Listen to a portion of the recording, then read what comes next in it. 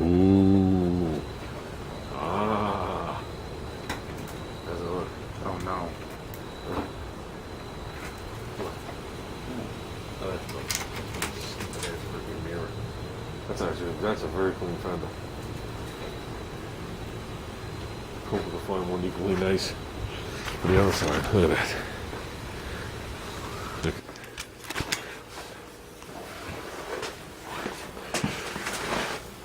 We're getting there.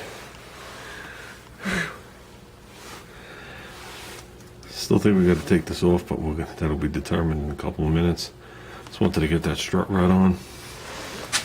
Bought new grade 8 bolts there.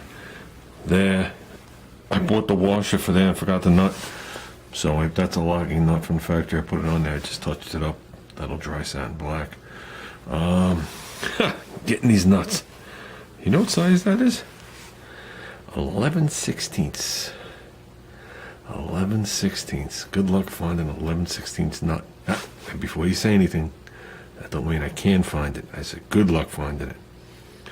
Okay, I had every nut in my hand. Yeah, that's the way I worded it. But there is a place that probably has it. By that time I had passed it by about 5 miles and I was not going back. I wasn't heading back that way, so we'll probably just whack those with clear. Call them good. Are they set right now? No. Are they fully tight? Let me put it this way, they're seated. That's as tight as they are. I looked up the specs on those, I forgot already. I looked up the spec on this. Okay, while you're watching the video, what do you think the spec would be on this nut? Because everybody, I brought this up in the video and then never put it in because it was too long. Everybody tightens these up, applies, backs it off, goes like this, wee-haw, and they go down the road. You know that's wrong. Wrong, and all I see is it wrong. Okay, on this particular car it was 25 foot-pounds as you're turning it. Because if you don't do it as you're turning it, the bearing will cock in there and you can leave lines in the races, inner or outer, and then as the bearing rolls, those lines continue around and the bearing fails. So you're supposed to turn it, and as you're turning it, the bearing will slide in the taper. You're supposed to tighten it to 25 foot-pounds, and you're supposed to back it off a 1/6, good luck figuring that out, of a turn. And they're looking for approximately 1/1000th clearance in the roller bearing. I don't even have a clue how to figure that out. I've been doing this a very long time. The stuff at Mitsu, we tightened it to 140 pounds, backed it off as we're rolling. Okay, and you'd hear the bearing pop. Then you tightened it to 80 pounds, backed it off, and then you brought it down to its last thing of, oh, don't quote me on it, like 20-25 pounds. And that's when you put all the plates in and all the screws and all the bullshit, because it was 4-wheel drive. So, you do it right, you're good. You do it too tight, you're going to smoke the bearings. You do it too loose, you're no longer riding on the full roller, you're riding on the edge of a roller. And you're going to destroy the bearing, and you say, oh, I must have had it too tight. Look, it's wobbly. I had it too tight, and I smoked the bearing. No, you had it too loose and smoked the bearing. Okay, so we're getting there. There's still more things that are going to have to go in here to stabilize the bar, the end links. You see the extra holes in the control arm. That's because the control arm fits left or right.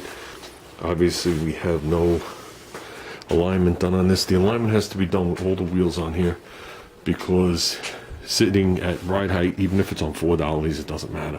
But with the correct tires, because the caster is in direct relation to the way the car is angled. So if you set up your caster and you put taller tires in the back, your caster goes negative. Shorter tires, your caster goes positive. So Junior is going to dig out the front tires on this. Before I work on those steering arms, I got totally pissed off. I'm going to put the other side together. That's not exactly a joy doing that, I can tell you. It's not the worst thing I've done, but it's not a joy.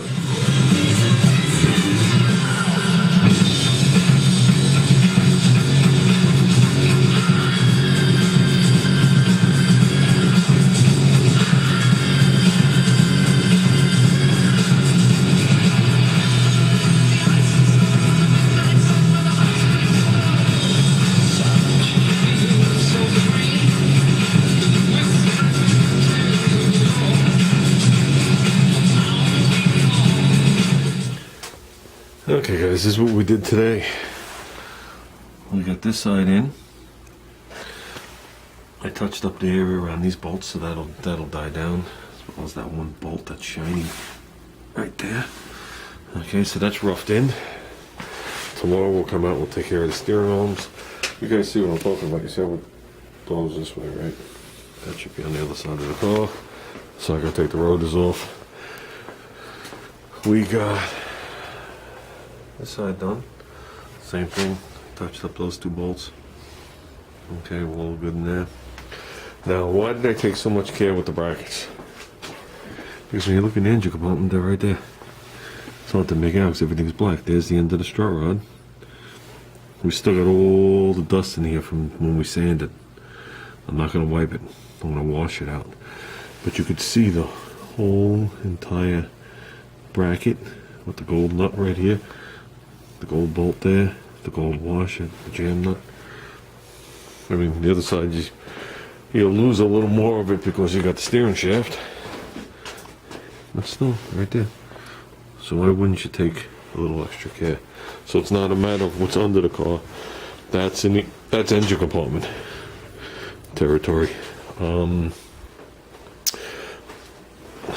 picked up 2 nuts for the steering thing here. I picked up, I think they're the right size, I'm not sure, fine thread, grade 8 jobs with some lock washers. If those are them, they'll get a dot of Loctite on them, put them on and be done with that. And that's it. Like I said, we have nothing set right now. I want to put this thing on the ground and see what the ride height's going to be, but I might as well knock all the scrap out first. Yeah, I'm not looking forward to touching that grease. So, if one of these wheels was straight and one was turned, I'd say, yeah, there's some adjustment in there. But we ain't even close. So, that was the dead giveaway. I just still can't believe I did that. But, whatever. Okay, guys. Oh, and I painted the bottom of the frame rail. Remember I said I was going to go and paint the bottom edge. I did it right up to the jack stand. So that had a bit more we got to do. So I did that before I put the bracket in. So that just made it a little nastier putting the shit in. But we did it. Okay, guys, I am out of here. It's Friday night. Been a long week. Ziggy mentioned, I think I saw real quick for the 2 seconds I saw comments, Ford strut rod bushings. I don't know if these are the same or aren't the same. There's a whole bunch of shit and controversy on the forum about that. I really don't know. I'd have to look at them. If you asked me 20 years ago, I would know.